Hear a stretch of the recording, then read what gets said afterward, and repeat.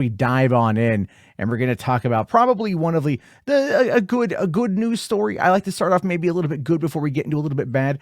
The long delayed Stephen King movie Salem's Lot, the remake of Salem's Lot, will finally hit streaming this year. This is a movie that they shot a couple of years ago. It's been done for, I think, since like the end of 2022.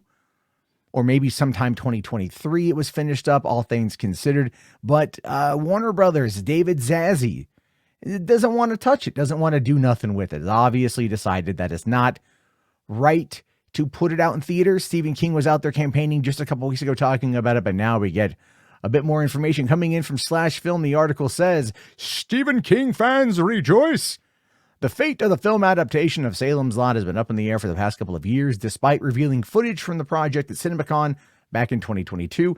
Not even Stephen King himself knew what was going on with the film's potential release, though he wasn't shy about singing its praises of the movie from filmmaker Gary Dauberman, who directed Annabelle Comes Home and co-wrote It and It Part 2, well, sole writer of that. I like how the article points out that he was the sole writer of It Chapter 2, right? You're just all like, no. He co-wrote the first one, the one you all liked, the one you all really enjoyed, the one you all cherish. He co-wrote that one.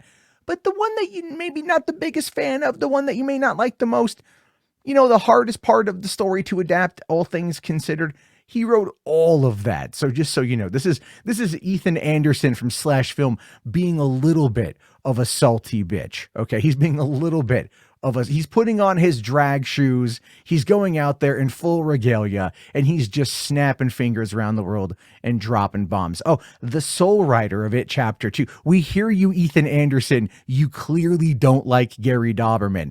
That's a dig, folks. It's what happens in the right. This op-ed writers, folks. Op-ed writers. Anyway, going on here, says Max has officially announced that Salem's Lot will now debut on the streaming service sometime in 2024. They did not give a specific release date or even a season of the release, but at least the Warner Brothers streaming service was willing to commit to putting the movie out at some point, something they haven't been so dedicated to in recent months with the axing of Coyote versus ACME. And that's going to be the big one. That's going to be the one that looms over everybody's heads. Although I'm telling you, with the Oscars from the other night, with Arnold and with Danny DeVito out there doing their thing, right? Talking about doing the Batman bit with Michael Keaton right there in the front. It's one of the funniest exchanges I've ever seen.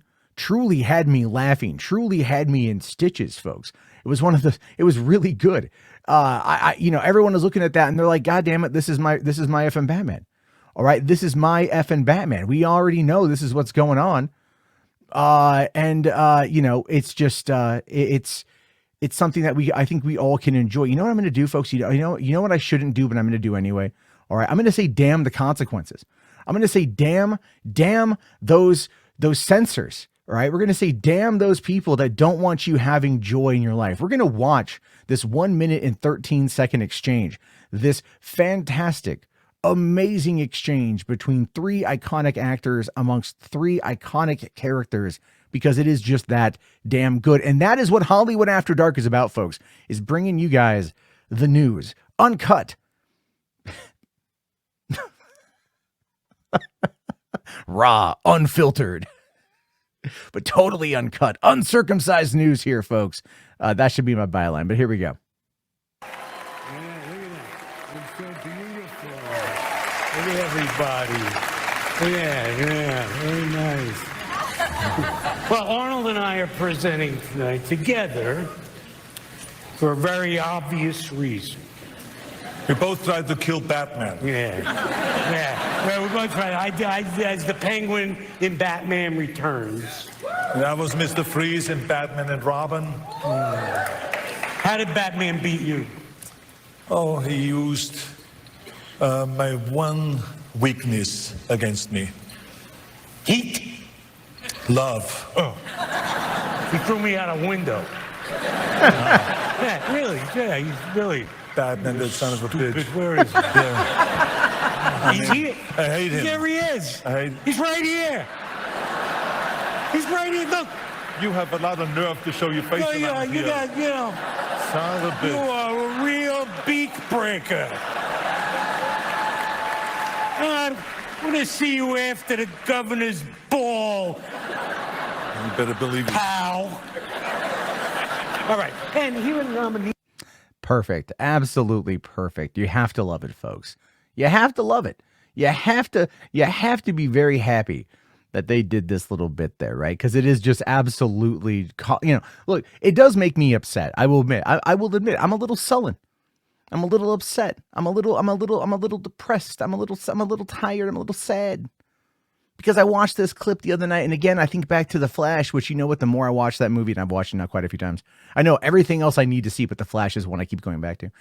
Michael Keaton nails it as Batman, man. You know, I just like, can I bully David Zaslav? Is there any way for me to go and find that man and just walk around with a bullhorn while he's out in public, okay, not anywhere private, and then just repeatedly yell out, "Release Batgirl, you cuck," and just over and over and over again, absolutely insult his masculinity, absolutely insult everything about him that is terrible. Oh, because it's pretty bad, folks. It's pretty bad. And I mean, look, again, going back to the concept of everything involving, let's say, Salem's Lot, right? And then also Coyote v. ACME and Batgirl. It is something out there to really kind of like to take note of in this particular situation, because what we're looking at is a world where your content doesn't matter. The content you make, the content for these companies doesn't matter. It's content, right? It's not art, it's content. We know that. Even those of us who watch it at home know that it's simply just that. We know that.